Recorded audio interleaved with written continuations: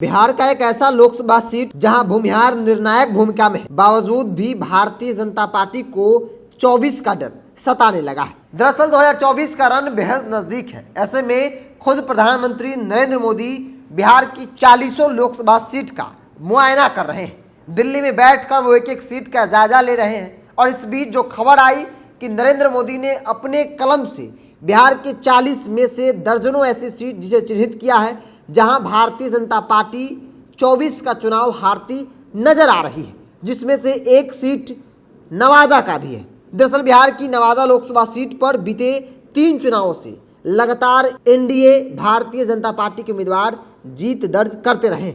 नवादा में जातिगत समीकरण काफी मायने रखता है। परिसीमन से पहले नवादा एससी आरक्षित सीट हुआ करती थी, मगर 2009 के चुनाव से पहले इसे सामान्य सीट में बदल दिया गया। 2009 और 2014 में यहां बीजेपी ने कब्जा जमाया।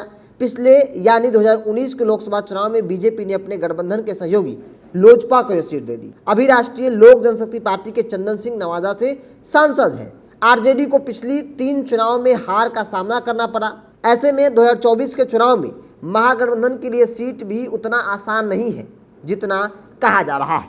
दरअसल अब इसका जातीय समीकरण समझ लीजिए। इस सीट पर यादव और भूमिहार वोटर किसी भी पार्टी की हार जीत को तय करते हैं। हालांकि पिछड़े, अति पिछड़े, दलित और महादलित वोटरों की संख्या भी अच्छी खासी मानी जाती है। इसके अलावा कुछ क्षेत्रों में ब्राह्मण और भूमिहार वोटरों का दबदबा है। सभी पार्टियां जातिगत समीकरण को साधते हुए नवादा से अपनी रणनीति जो है वो तैयार करती है। अब बात 2019 को भी कर ली जाए। लोकसभा चुनाव 2019 में यह सीट एनडीए के अंदर लोजपा खाते में गई थी। लोजपा ने चंदन सिंह को यहां से टिकट दिया और उन्होंने आरजेडी के विभा देवी को करीब 1,48,000 वोट के अंतर से चुनाव हराया। 2020 में लोजपा टूट गई और चंदन सिंह केंद्रीय मंत्री पशुपति कुमार पारस वाली गुट में चले गए। उससे पहले 2014 में गिरिराज सिंह यहां से सांसद बने और अब 24 का रन बेहद नजदीक है। ऐसे में भारतीय जनता पार्टी यह भी तय नहीं कर पा रही है कि आखिर किसे मैदान में उतारा जाए ताकि जो वहां के जातीय समीकरण है उसे साधा जाए। चूंकि अब तक नीतीश कुमार और आरजेडी अलग चुनाव लड़ रही थी। पिछले चुनाव में नीतीश कुमार की पार्टी एनडीए में थी, तो यह एनडीए के लिए काफ़ी मजबूत था। और इस बार 24 में विपक्षी गोलबंदी हो रही है। आरजेडी, नीतीश कुमार की पार्टी, कांग्रेस जो कल तक अलग अलग चुनाव लड़ रही थी, वो सभी लोग एक साथ हो गए। और इसी बात का डर भारतीय जनता पार्टी को लग रहा है, क्योंकि कल तक उनके साथ नीतीश कुमार थे, अब जो है नीतीश कुमार साथ में नहीं है।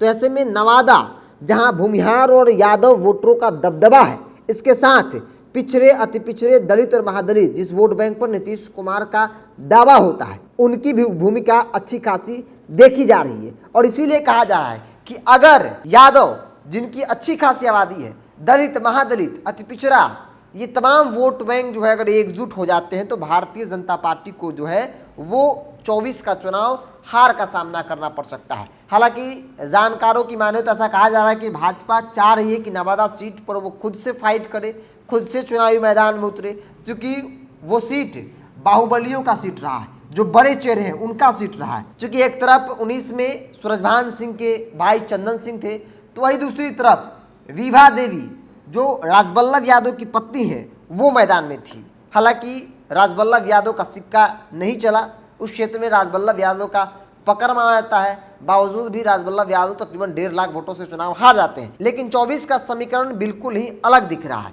और यही बड़ी वजह है जो दिल्ली में बैठे प्रधानमंत्री नरेंद्र मोदी ने उस सीट को भी चिन्हित किया है कि ये भी सीट हम लोग हार सकते। इस सीट पर अलग से रणनीति जो है वो बनाई जाए ताकि 24 में फतह जो है वो किया जाए। लेकिन राजनीति को जानने समझने वाले लोग ऐसा मान रहे हैं कि लालू प्रसाद यादव, नीतीश कुमार, कांग्रेस समेत तमाम जो 26 पार्टियां एकजुट हुई है वो एक साथ एक कैंडिडेट को वहाँ देती है, तो फिर भारतीय जनता पार्टी या फिर एनडीए के लिए उस सीट को निकालना बेहद ही मुश्किल होगा। और ये बात बखूबी खुद प्रधानमंत्री नरेंद्र मोदी समझ रहे हैं और इसीलिए उन्होंने इस सीट को भी चिन्हित किया। दर्जनों सीटों में से एक सीट नवादा भी है और उसको लेकर और नवादा को लेकर अलग से रणनीति जो है वो बनाई जा रही है। तो नवादा का समीकरण भी हमने आपको बताया क्यों भारतीय जनता पार्टी को ऐसा लग रहा है कि वो सीट हम लोग हार सकते हैं। विपक्षी पार्टियों के लिए भी वो सीट उतना आसान नहीं जितना कहा जा रहा है, क्योंकि अगर भूमिहार वोट बैंक में सनमाड़ी विपक्षी पार्टियां नहीं कर पाती है तो फिर उस सीट पर फतह करना संभव जो है वो फिलहाल नहीं दिख रहा है। बहरहाल आप क्या सोचते हैं, अपनी प्रतिक्रिया कमेंट्स बॉक्स में रखें। अगर आप मेरे वीडियो को यूट्यूब पर देख रहे हैं तो चैनल को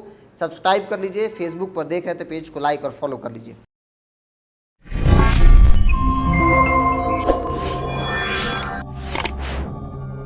है।